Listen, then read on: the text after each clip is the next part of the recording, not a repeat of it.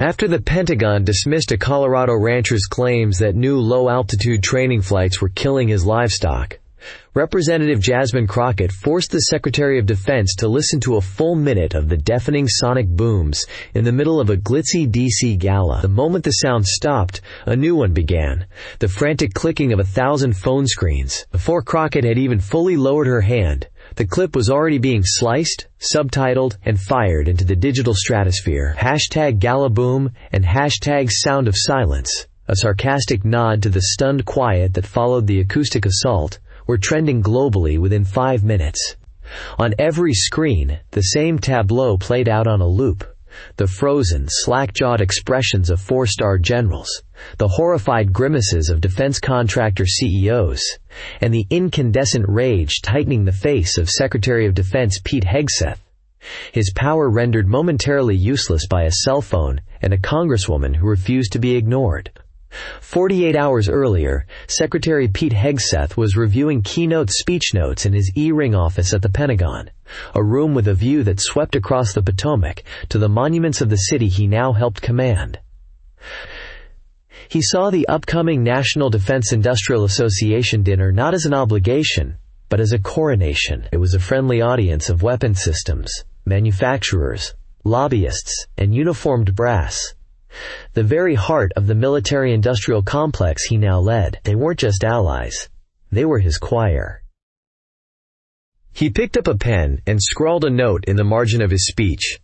They need to hear about the warrior ethos, not just for soldiers, but for America. He felt a surge of righteous energy. This was his mandate. To strip away the softness, the bureaucratic caution that had, in his view, corroded the nation's fighting spirit. His deputy for legislative affairs, a career civilian named Mark Coulson, cleared his throat from the doorway. "Mr. Secretary, a quick word on the latest from Crockett's office." Hegseth didn't look up. "Which fire is she trying to start this week?" "It's about the Centennial Strike training exercises.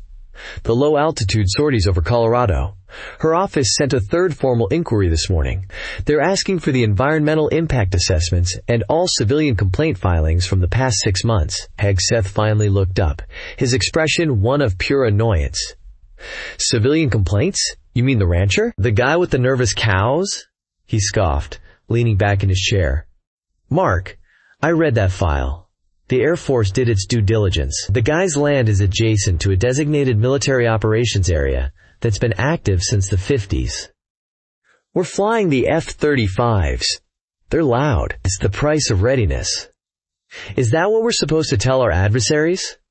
Sorry, we can't train our pilots to evade radar because it might stress out some livestock? Sir, the complaint is more specific," Coulson pressed, his tone careful. He knew the Secretary's temper. He's alleging a direct correlation between the new flight patterns and a 30% loss in his calf crop. He's citing something called maternal-infant bond disruption. He's got vet records, affidavits. Hegseth waved a dismissive hand. "He's got a new lawyer, is what he has. Probably some ambulance chaser who sees the DOD as a deep pocket. And now he's got Crockett, who sees me as a political target. It's a classic DC pincer movement. Deny it. Send her the standard boilerplate. Tell her the readiness of the United States Air Force is paramount and not subject to negotiation based on agricultural hypotheticals. She's also requesting your personal response, sir, citing her position on the Armed Services Committee." Hegseth stood up and walked to the window, his back to Coulson. "My personal response? Fine." He turned, a cruel smirk playing on his lips. "My personal response is that freedom isn't free, and sometimes it's loud. The sound of those jets is the sound of freedom. If his cows can't handle it, maybe they're just unpatriotic." Coulson blanched. "Sir, I wouldn't recommend putting that in writing." "Don't worry, Mark," Hegseth said, picking up his speech notes again. "I'm saving that line for television. It'll play a lot better there." He looked past his deputy, his mind already in the grand ballroom, soaking in the applause of his people. The complaint was less than a gnat buzzing at his ear. A nuisance to be swatted away. Miles away, in a cramped office in the Cannon House office building, Jasmine Crockett was on the phone.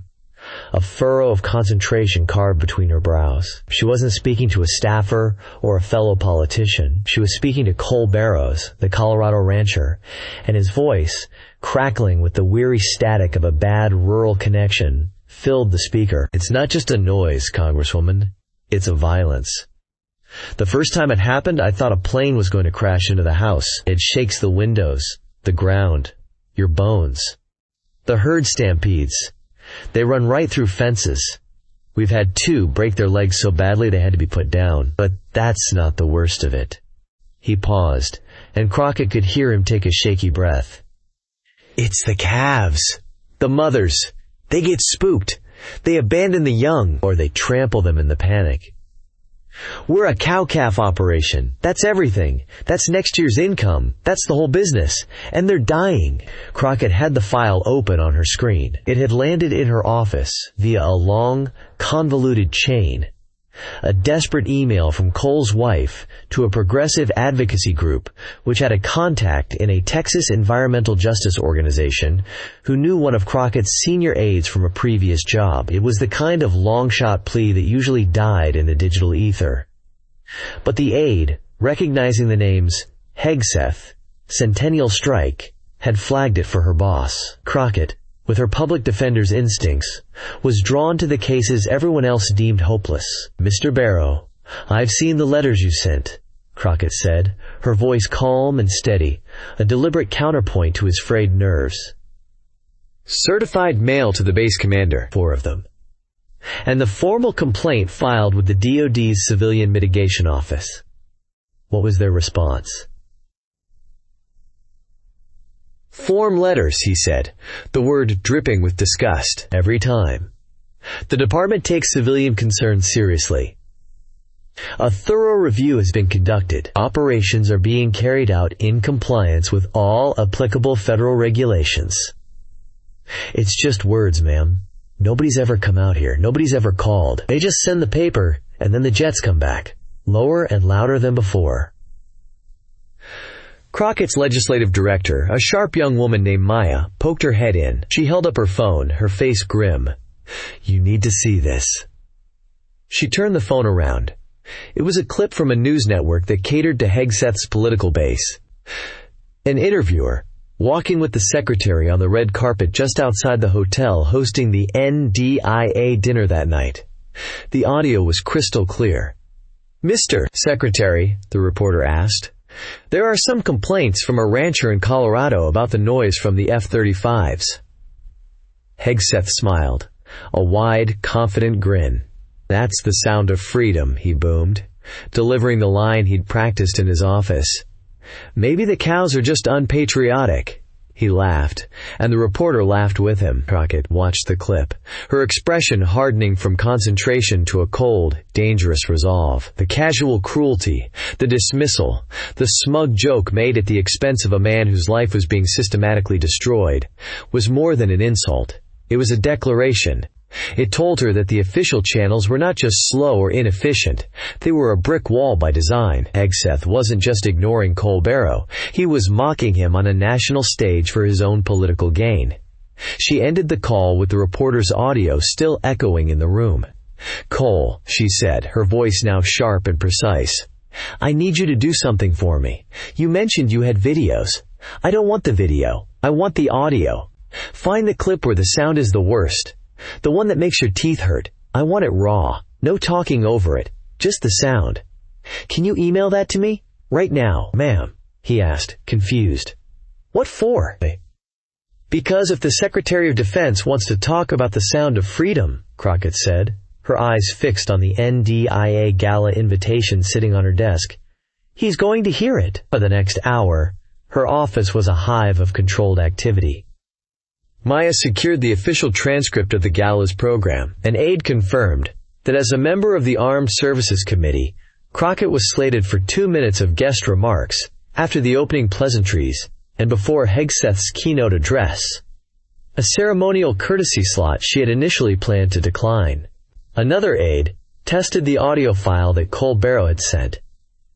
It was titled Stampede_04.wav. When the aide played the first few seconds on his computer speakers, Even at medium volume, it was physically jarring. It wasn't just loud.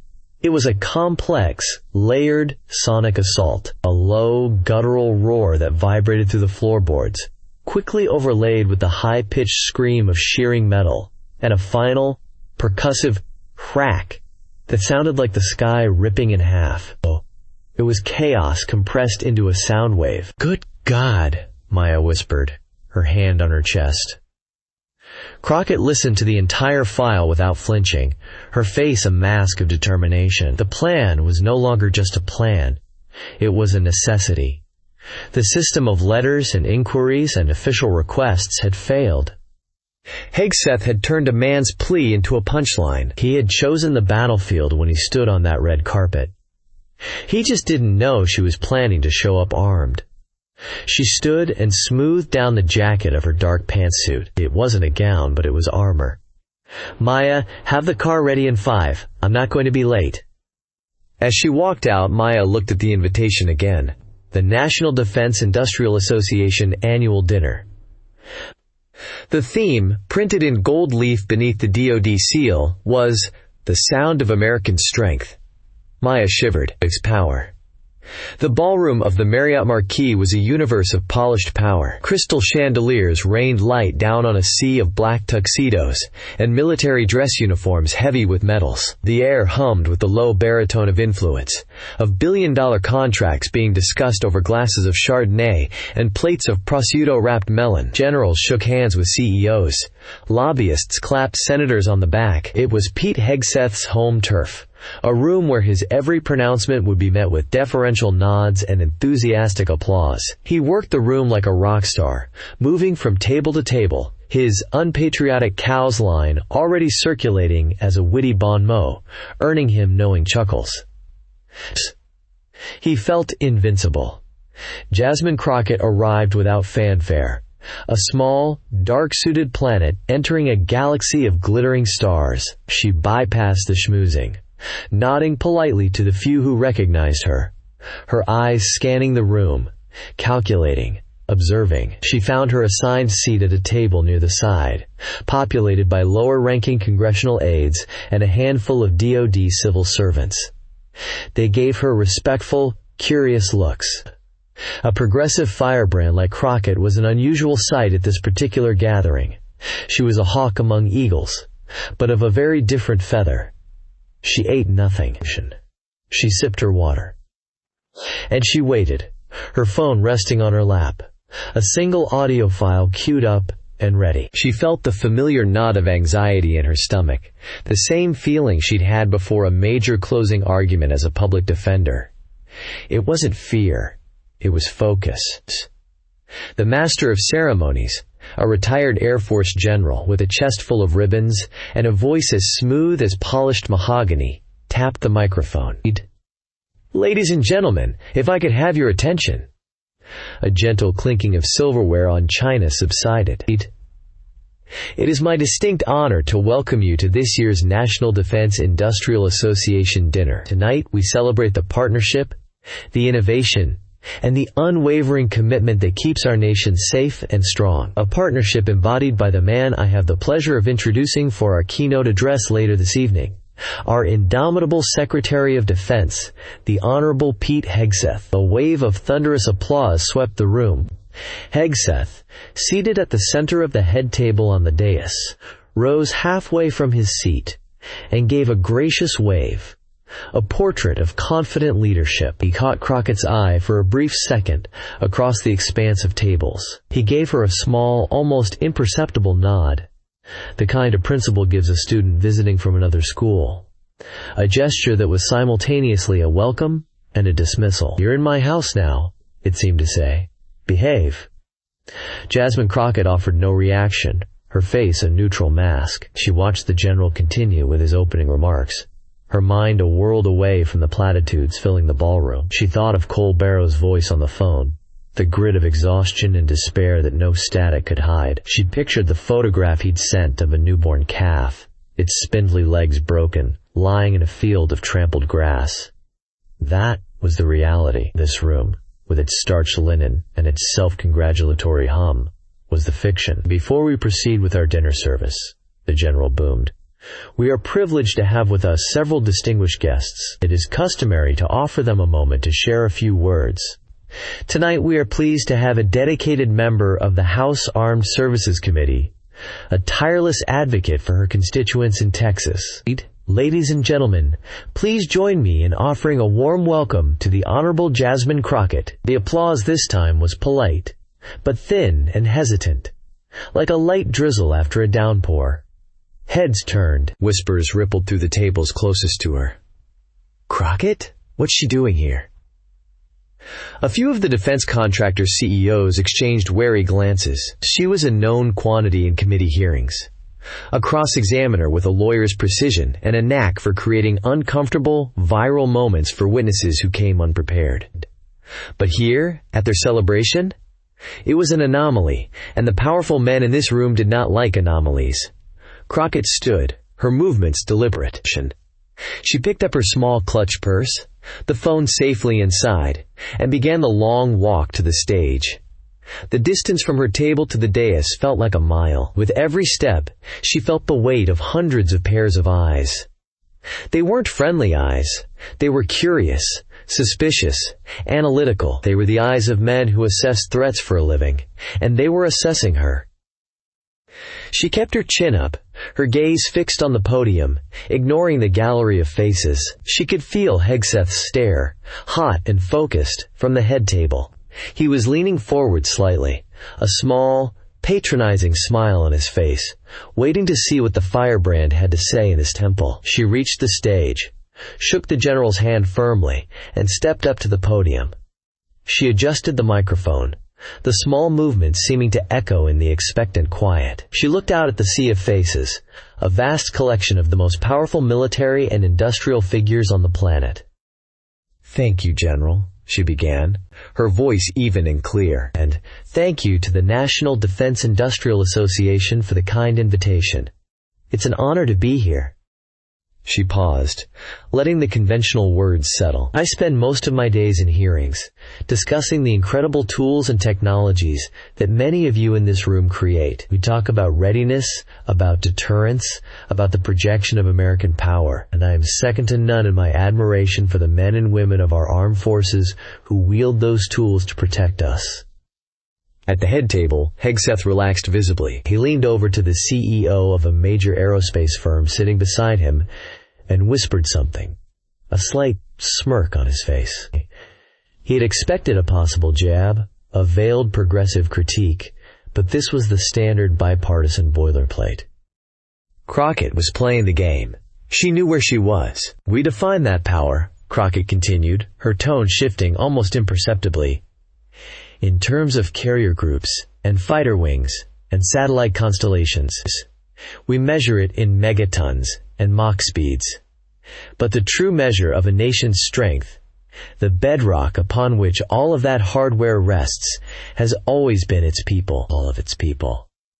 Not just the ones who design the weapons, or build them, or fire them, but the ones who live in the quiet places, the ones who work the land, who raise our food, who form the fabric of the country that we all profess to be defending." She scanned the room, her eyes moving deliberately from table to table.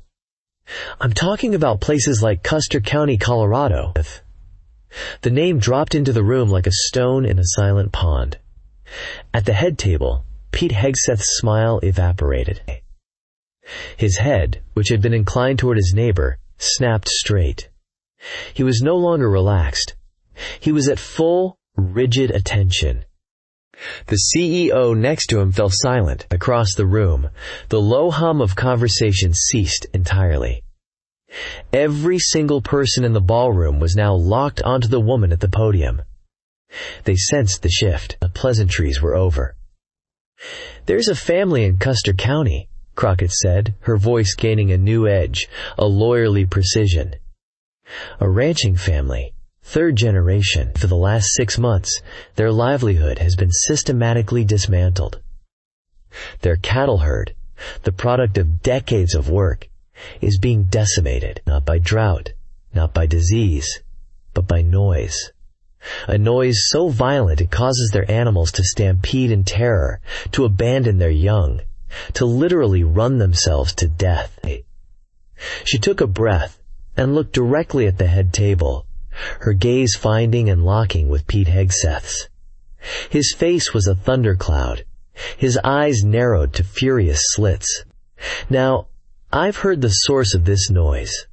The new low-altitude training flights, described recently by a very important person as the sound of freedom. The words hung in the air, thick with accusation. She saw a flicker of recognition and rage in Hegseth's eyes. He knew she was quoting him. I was also told, in a comment meant for public consumption, that the animals, and by extension the people, who were unable to withstand that sound were perhaps just unpatriotic. A collective, sharp intake of breath was audible from several tables. This was no longer a speech. It was an indictment. It was a direct, personal, and profoundly public challenge to the Secretary of Defense. In a room full of his biggest supporters, the retired general stood frozen halfway between his chair and the podium, his face a mask of disbelief. "Words are easy to say from a distance," Crockett stated, her voice ringing with conviction. "But I believe for a conversation to be honest, we all need to be working from the same set of facts. We need to understand what we're truly talking about. So I don't want you to take my word for it. And you shouldn't have to take that rancher's word for it either." With a steady hand, she reached down and brought her phone up to the podium. The movement was slow, deliberate, every eye following her hand. She turned the phone, revealing the standard headphone jack on the bottom. She located the podium's auxiliary input, a small port a technician had likely installed for background music, and plugged in a short cord she had brought in her purse. A brief, almost imperceptible electronic hum confirmed the connection. "I think it's important," she said, her thumb hovering over the phone's screen, "that we all hear the sound of freedom." She pressed play. For a split second, there was nothing. Then, the ballroom's state-of-the-art sound system, designed for crisp speeches and elegant music, unleashed hell. It started as a deep, gut-rumbling roar that seemed to emanate from the floor itself. A physical pressure that vibrated through the soles of every person's shoes and up their spines. Before the brain could even process that, it was torn apart by a high-frequency shriek, a metallic scream of tortured air that was pure, physical pain. And then came the crack, a concussive, explosive boom that hit the room like a physical blow. The reaction was instantaneous and primal. Men in decorated uniforms and women in silk gowns physically recoiled. Hands flew to ears. A waiter near the back dropped a silver tray of champagne flutes. The sound of shattering glass completely swallowed by the acoustic onslaught. Water in the goblets on the tables trembled and danced. A woman in the front row cried out. Pete Hegseth looked as if he had been struck by lightning. His face, flushed with anger moments before, was now pale with shock. His mouth was slightly agape. His fists were clenched on the white tablecloth before him, the knuckles white. He looked trapped, pinned to his seat by an invisible force, forced to endure the auditory violence he had so casually dismissed. The sound was relentless. A rolling, tearing, booming nightmare that went on and on. It was completely alien in this environment. A raw and brutal intrusion into a world of curated power and politeness. It was the sound of chaos, the sound of terror. Crockett stood perfectly still through it all, her face impassive, her eyes still locked on Hegseth. She let the recording play for what felt like an eternity. 10 seconds. 30. 45. She was forcing them all to live inside Cole Barrow's reality, if only for a moment. She watched the confidence and arrogance drain from Hegseth's face, replaced by a raw, exposed fury, the fury of a man who had been utterly and completely outmaneuvered in his own fortress. At precisely the 60-second mark, she tapped the screen. The silence that followed was more profound, more shocking than the noise itself. It was a vacuum, absolute and complete, broken only by the high-pitched ringing in everyone's ears. In that crushing silence, every single person in the room stared at Jasmine Crockett, their faces a mixture of shock, anger, and for a few, a dawning, grudging respect. She leaned into the microphone one last time. Her voice, now quiet and controlled, carried with absolute clarity to every corner of the stunned ballroom. "That is the sound of a man's livelihood dying, Mr. Secretary," she said, her words hitting with the force of bullets. "Freedom shouldn't deafen the very citizens it's meant to protect." She didn't wait for a response. She didn't look for applause. She simply unplugged her phone, turned with a poise that belied the adrenaline coursing through her veins, and walked off the stage. She moved past the dumbstruck general, down the steps, and straight toward the grand ballroom's main entrance, leaving a mushroom cloud of shattered decorum and incandescent rage in her wake. The gala was ruined. The battle had been joined, and as she pushed open the door to leave, the first tiny red lights of recording cell phones were already visible across the darkened room, capturing the Secretary of Defense's face, a perfect mask of impotent fury. Jasmine Crockett didn't run. She walked. Her pace was measured, her back ramrod straight, a stark contrast to the chaotic symphony of alarm she had just conducted. She navigated the maze of richly appointed corridors, her heels clicking a steady rhythm on the marble floors, a sound of finality. She didn't look back. She could feel the shockwave expanding behind her, a wave of pure social and political energy. It was a tangible thing, pressing at her back, but she refused to be hurried by it. The moment she pushed through the heavy glass doors of the hotel, and the cool, humid DC night air hit her face, her phone, which had been blessedly silent in her purse, began to vibrate with a frantic, unceasing intensity. It was like holding a panicked animal in her hand. She slid into the back of the waiting black town car, the door shutting with a solid thud that sealed her in a capsule of sudden quiet. "Home, Congresswoman?" her driver asked, his eyes meeting hers in the rearview mirror, wide with a mixture of awe and concern. He had clearly already heard. "Yes, Michael, home," she said, her voice a little hoarse. As the car pulled away from the curb, she finally looked at the screen. It was a waterfall of notifications, dozens of text messages, from her staff, from fellow members of Congress, from friends. A cascade of alerts from every major news organization, and the social media tags. An endless stream of her own name. She clicked on one. The first thing she saw was a shaky, pixelated video filmed from a side table in the ballroom. The quality was poor, but the sound was horrifically clear. Her own voice, then the blast of the jet noise, then her final, cutting words. And underneath it, a torrent of comments scrolled by too fast to read. She saw another clip, this one from a different angle, focused entirely on Pete Hegseth's face. His expression was frozen, in a perfect digital amber of shock and rage. A meme was already born. Someone had captioned it, "My face when the unpatriotic cows have a sound system." She saw the hashtags, hashtag gala boom, hashtag Crockett shocks, DC, hashtag sound of silence, hashtag gun patriotic cows. The digital world had seized the narrative and was sprinting with it in a million different directions at once. The cable news chyrons, glimpsed on a TV in a passing storefront, told the story in stark, screaming headlines. "Crockett ambushes SECDEF at gala. Dem representative plays jet noise to protest military. Hegseth confronted in shocking stunt." The car moved through the illuminated streets of Washington, a city built on carefully managed appearances. She had just detonated a truth bomb in the middle of its most manicured stage.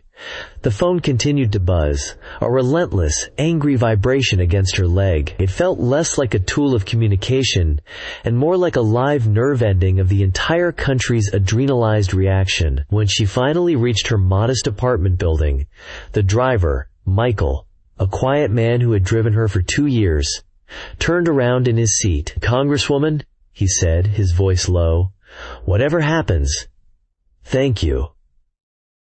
Crockett looked at him, surprised. "For what, Michael?" "For saying it," he replied simply. "Just for saying it." The moment the apartment door clicked shut behind her, The armor of her composure finally cracked, but the adrenaline that had sustained her through the walk, the car ride, the initial digital onslaught, suddenly drained away, leaving a hollow, buzzing exhaustion in its place. She didn't turn on the lights. She leaned her back against the door and slid down to the floor, her formal suit jacket bunching up around her. The silence of her apartment was as profound and deafening as the silence that had followed the noise in the ballroom. The weight of her actions, of the institutional fury she had deliberately courted, settled upon her shoulders like a physical thing. She had gone to war, not with a foreign power, but with a wing of her own government, in the most public way imaginable. Her phone rang, a shrill interruption. The caller ID read, Maya L.D., her legislative director. She swiped to answer, her voice barely a whisper. "Hey, Jasmine, are you okay? Are you home?" Maya's voice was tight with stress. "I'm fine. I'm home." "Okay, good. Listen, we're shutting down the public comment portal on the website, and the main office voicemail is full. We're getting flooded."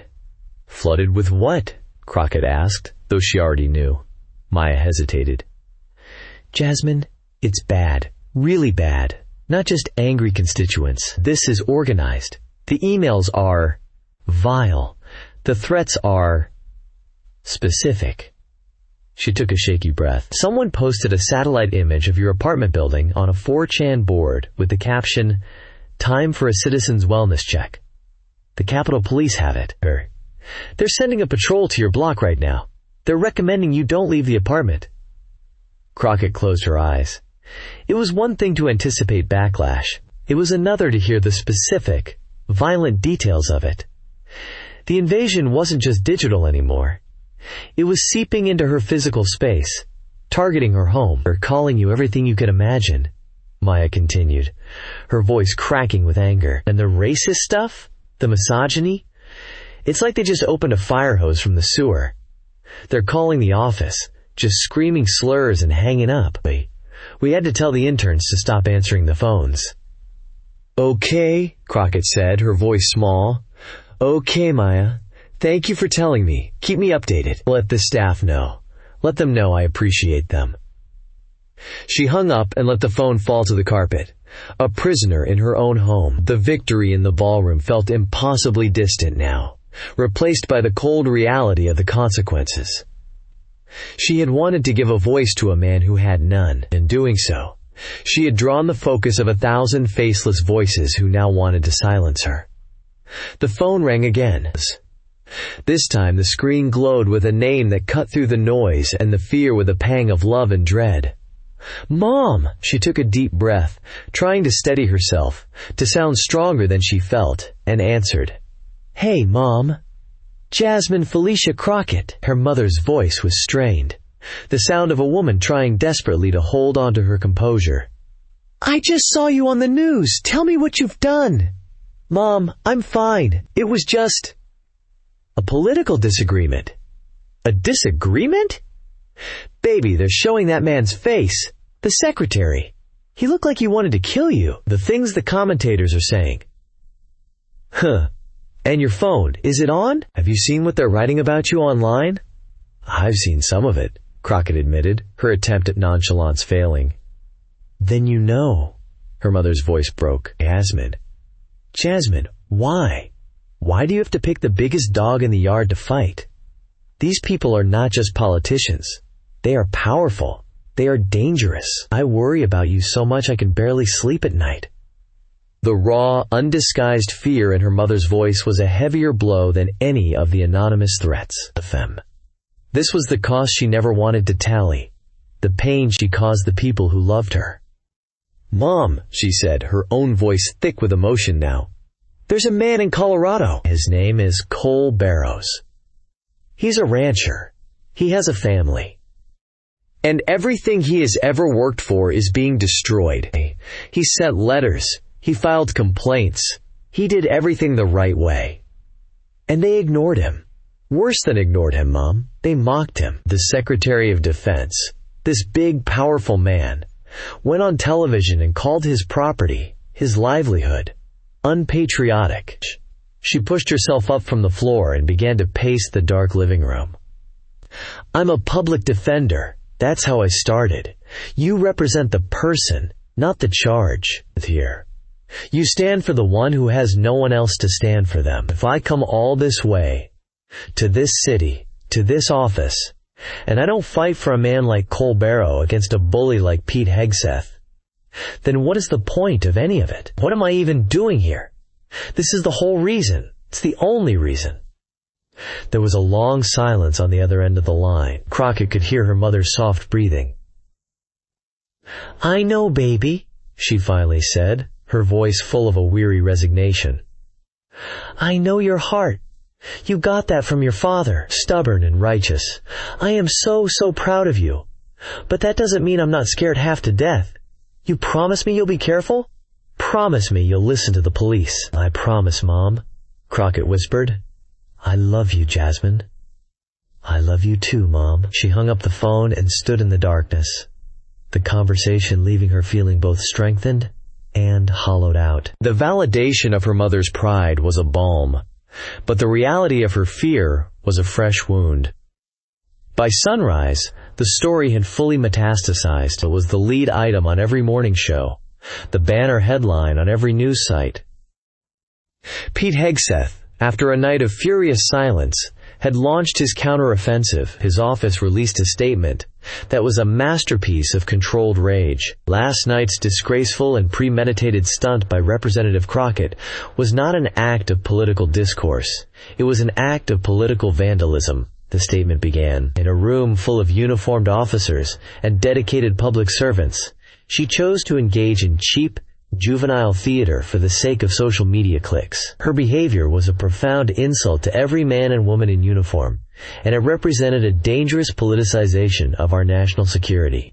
By ambushing the Secretary of Defense, Representative Crockett chose theatrics over substance and disrespect over decorum. The Department of Defense will not be intimidated by such childish tactics, and we will not allow the critical mission of ensuring the readiness of our armed forces to be derailed by a congresswoman more interested in her own celebrity than in the safety of the American people. The conservative media ecosystem ignited.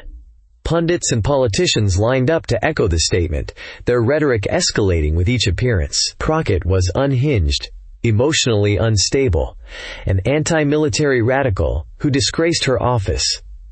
They dissected her tone, her expression, her choice of outfit. They barely mentioned Colorado, or a rancher named Cole Barrows. The target was not her argument, it was her mission.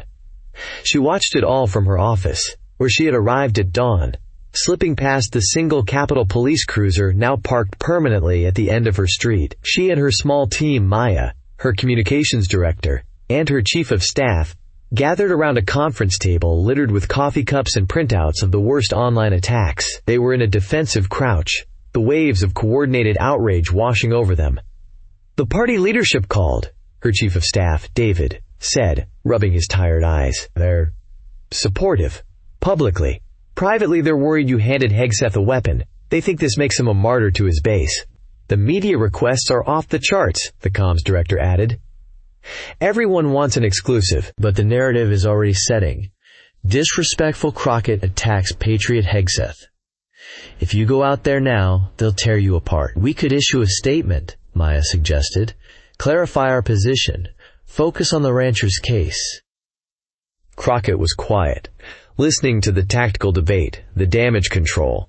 She looked at the torrent of information, the swirling vortex of opinion she had created. The country felt like it was splitting in two, with her standing directly on the fault line.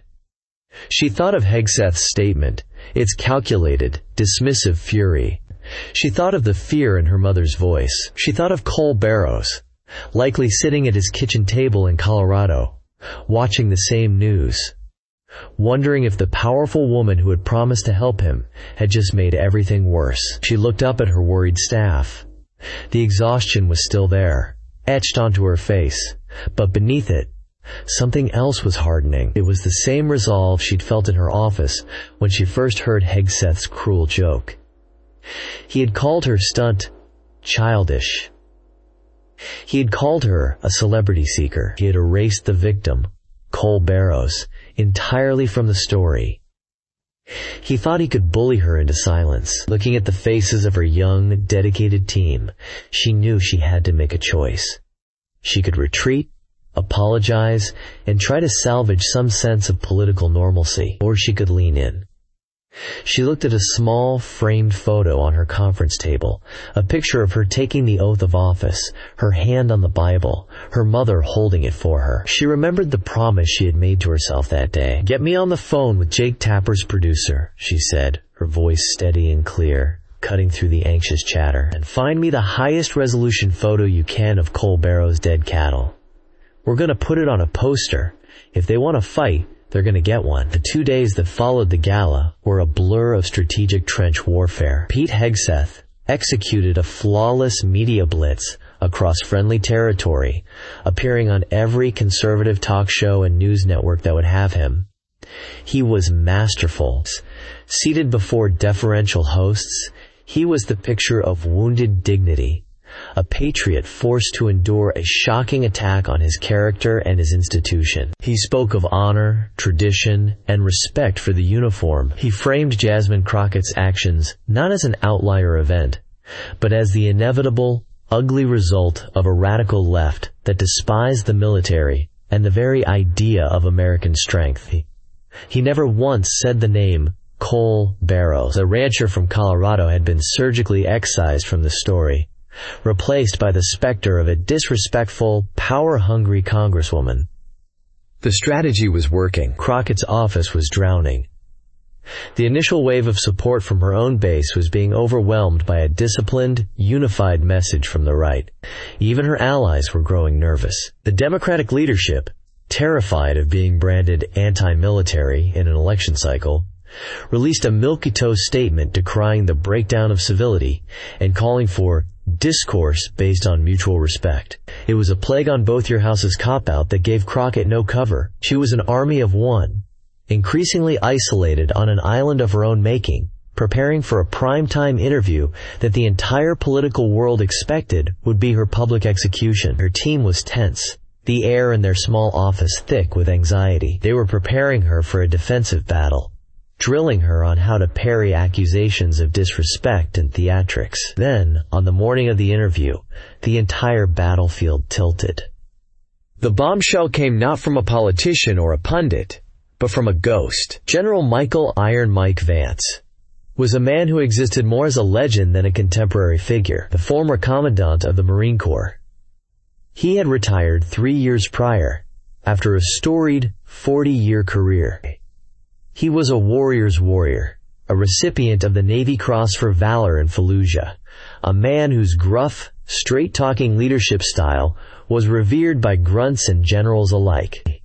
He was famously apolitical, having turned down offers from both parties to run for office, preferring the quiet of his horse farm in the Virginia foothills. Hegseth, who had built his own brand on a warrior ethos, frequently cited General Vance as a personal hero, the epitome of American military leadership. General Vance sat in his study, a room paneled with dark wood and lined with books on military history, a steaming mug of black coffee in his hand.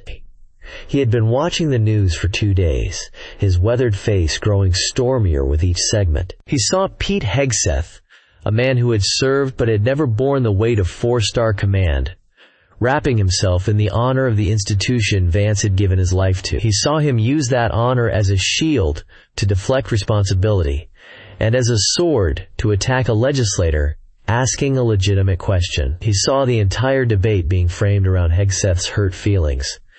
His wife found him staring at the screen, a muscle twitching in his jaw. "You're gonna burn a hole through that television, Mike," she said gently. "It's a damn disgrace," Vance growled, not taking his eyes off the screen where a pundit was calling Crockett's actions tantamount to treason. "What is?" she asked. "All of it," he said, finally turning to look at her. "The secretary is talking about decorum. Decorum is what you hide behind when you're in the wrong. The congresswoman is talking about a citizen's constitutional protection from having his property destroyed by the government. The mission of the United States military is to protect the citizens of this country, not to bankrupt them and then mock them for the inconvenience. That's not the Marine Corps I led. It's not the military I served. He stood up, a sudden, decisive movement. He walked over to his antique wooden desk, picked up the phone, and dialed a number from memory. It was the private cell of a veteran Pentagon correspondent for the Associated Press, a journalist who had covered Vance fairly for over 20 years. "Mark, it's Mike Vance," he said when the reporter answered, shock evident in his voice. "Yes, I'm fine. Listen, I want to go on the record about this whole business with Secretary Hegseth and the Congresswoman. No, I don't want to talk on the phone. Meet me at my front gate in an hour, and bring a good recorder." The story dropped at 7 a.m., just as Washington was waking up. The AP headline was stark. "Legendary General Iron Mike Vance. Secretary Hegseth has forgotten his duty." The article was a political earthquake. It completely upended the narrative Hegseth had so carefully constructed. Vance, the unimpeachable patriot, had entered the fray. The quotes were devastating in their calm, authoritative precision.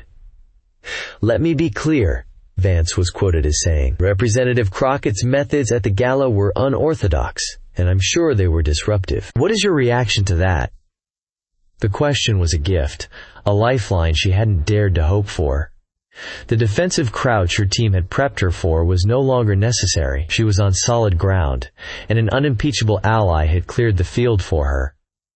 "Good evening, Jake," she said, her voice calm and confident. "My reaction is one of profound respect for General Vance. He is a man who has dedicated his entire life to the principles of duty and honor, and his words this morning were a powerful reminder of what those words truly mean. He didn't defend my methods, and I wouldn't expect him to, but he understood, with perfect clarity, the fundamental principle at stake, that the government, especially the military, serves the people, not the other way around." She wasn't gloating. She was projecting gravity, aligning herself with the general's solemnity. "But your critics, and the secretary himself," Tapper countered, "say your methods were wildly inappropriate.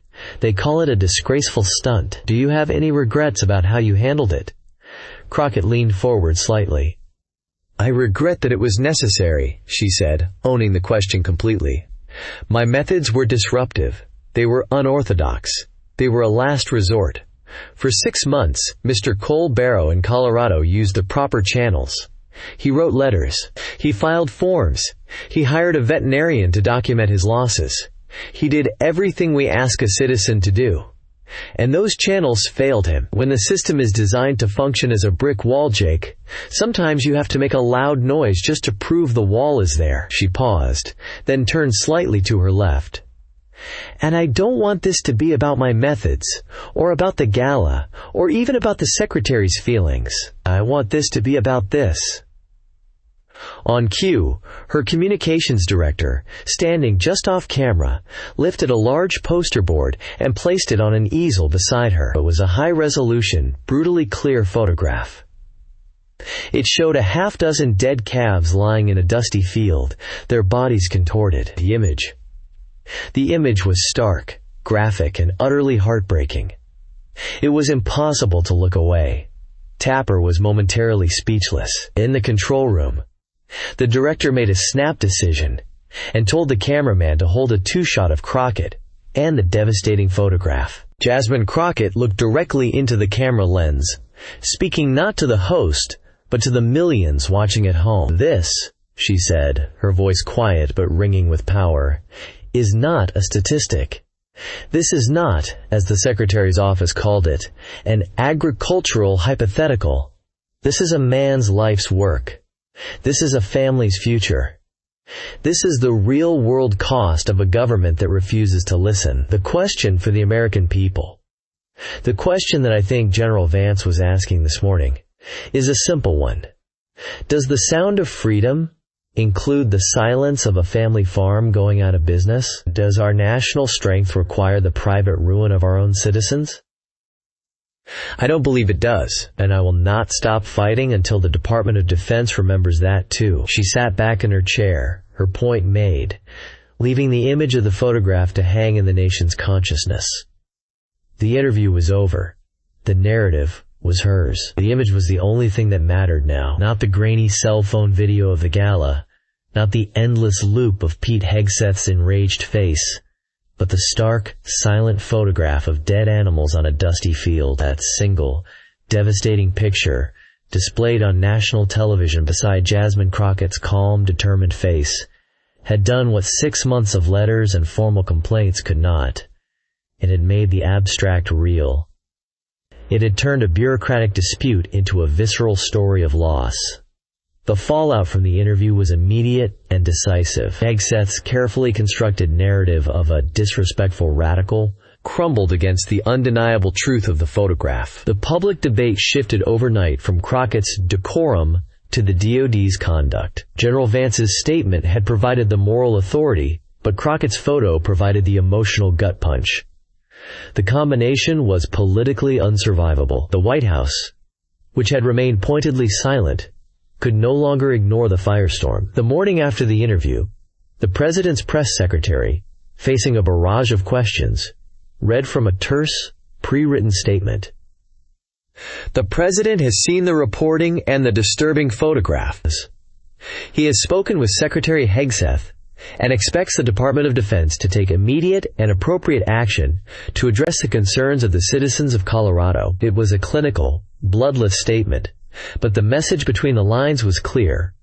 Fix this. Now. The Secretary of Defense was officially on a leash.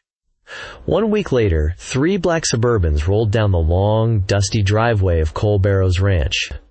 The cloud of dust they kicked up was the only sound for a moment. Cole stood on his porch, his wife Sarah beside him, watching the vehicles come to a stop. He felt a knot of anxiety tighten in his stomach. But this felt different from the Jets. The Jets were an invasion from above, impersonal and violent. This was an arrival. The men who stepped out were not the swaggering, dismissive figures he had imagined. They were somber, dressed in dark suits. One was a civilian undersecretary of the Air Force. The other was a 2-star general, his uniform crisp but his face weary. They approached the porch slowly, their hats in their hands. "Mr. Barrow?" the undersecretary asked, his voice quiet. "I am Robert Davies. This is Major General Pasternak. May we have a word?" For the next hour, they sat at the simple wooden table in Cole's kitchen. The same table where he and his wife had agonized over vet bills and foreclosure notices. The officials did not make excuses.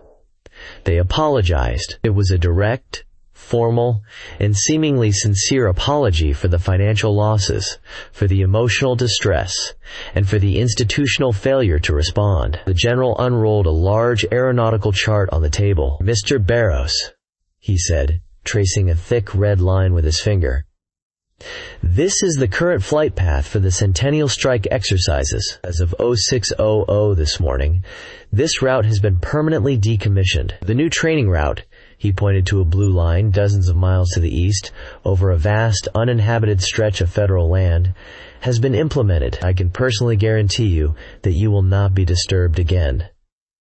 Then the undersecretary slid a folder across the table. It contained a 1-page agreement for financial settlement, calculated based on the veterinary records and market value assessments Cole had sent them months ago. It was a fair number. More than fair. At the bottom was another document. It was a check.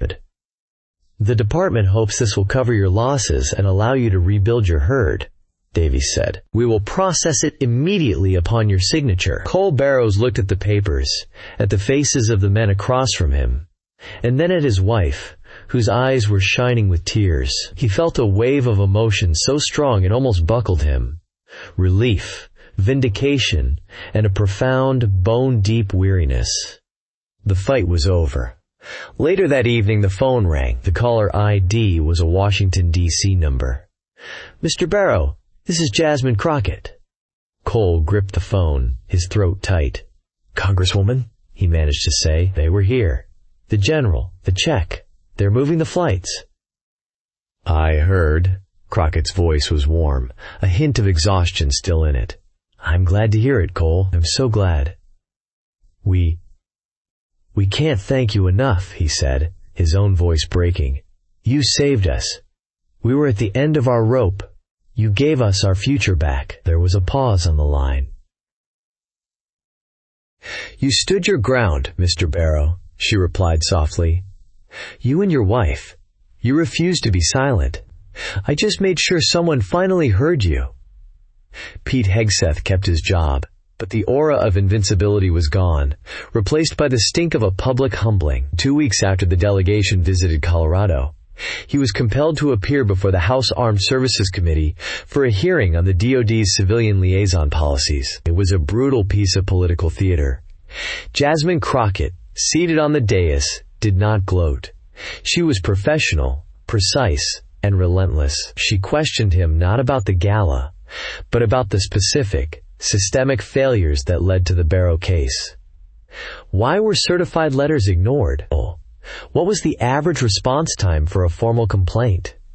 Who signed off on the form letters? Hegseth was sullen and defensive, forced to read from a prepared statement acknowledging lapses and promising a full review. The warrior who had joked about unpatriotic cows was reduced to a bureaucrat, cornered and neutered, with the ghost of General Vance's disapproval hanging over the entire proceeding. He had won the battle for his job title, but he had lost the war for his reputation. 3 weeks after the gala, in a stuffy, wood-paneled community hall in rural Pennsylvania, a middle school science teacher named Sarah Jenkins stood waiting for her turn to speak. Her hands, holding a sheaf of notes, were trembling. Her town was facing an impending vote to grant a permit for a massive fracking operation on a plot of land perilously close to the aquifer that supplied water to her school. For months, she and other concerned parents had attended meetings, presented data on water contamination, and pleaded with the town council, only to be met with condescending pats on the head. The energy company's lobbyists were always in the room, their expensive suits and easy smiles a testament to the town's foregone conclusion. The fight had felt hopeless. Then Sarah had seen Jasmine Crockett's interview. She saw the quiet fury, the strategic mind, and the power of a single, devastating image. She saw a path forward. "Next for public comment," the council chairman mumbled, looking at the clock, "is Sarah Jenkins." Sarah walked to the podium, her heart pounding. She looked at the council's bored faces, at the smirking energy executives in the front row. They were already dismissing her. She took a deep breath and pushed her notes aside. "A few weeks ago," she began, her voice shaking slightly at first, "I watched a congresswoman in Washington, D.C. take on the entire Department of Defense. She did it for one rancher, hundreds of miles away. She stood up and she reminded some very powerful people that their first job is to protect citizens, not to poison their land or kill their animals for the sake of convenience." Her voice grew stronger, more confident. "Your job here is exactly the same." She looked back at her friends and neighbors in the audience and gave a small nod. On cue, a dozen other parents and teachers silently stood up. They moved to the front of the room and, in a coordinated movement, unrolled a massive, laminated satellite map. It covered the entire wall behind the council members. It clearly showed the proposed fracking site, the school, the wellhead, and the network of homes, all connected by the same vulnerable water source. The visual was stark, simple, and terrifying. They didn't shout. They didn't hold up protest signs. They just stood there, a silent chorus of witnesses, holding the map for everyone to see. The council members, who had been slouched in their chairs, sat up straight, stunned. The local news camera, which had been half-heartedly filming the proceedings, zoomed in on the map. The reporters suddenly smelling a real story. The energy company executives, who had been whispering and laughing moments before, were now silent, their faces masks of cold fury. They had been outmaneuvered, their backroom deals suddenly exposed in the bright, unflattering light of public accountability. The council chairman stammered, trying to regain control. But it was too late. The room was now charged with a new energy. The fight was not over. It had just begun. Sarah Jenkins remained at the podium, no longer shaking. She looked at the map. then at the faces of her neighbors standing with her, and she felt a surge of hope. Jasmine Crockett's act of defiance in a glittering Washington ballroom hadn't just rerouted flight paths in Colorado. Its echo had traveled 1,000 miles across mountains and plains to this small town hall. It hadn't just given one man his future back. It had given an entire community the one thing they thought they had lost forever: a fighting chance. What does it truly mean to be patriotic? Is it quiet deference, or is it loud accountability? Let us know your thoughts in the comments below, and don't forget to subscribe for more stories about the people fighting for change.